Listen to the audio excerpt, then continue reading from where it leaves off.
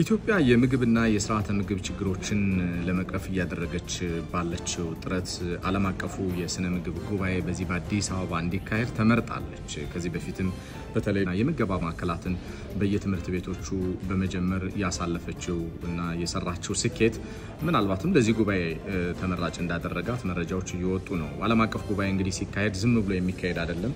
ከዚህ በፊት በተለይ በኢኮኖሚ ዲፕሎማሲ በፖለቲካ ዲፕሎማሲ የመጣው ስኬት ኢትዮጵያ በርከት ያሉ የዓለም አቀፍ ተቋማትና ድርጅቶች ቀልብ መሳብ በመቻሉ አሳቢያ በዚህ በአዲስ አበባ በርካታ ጉባኤዎች ተካሂደዋል።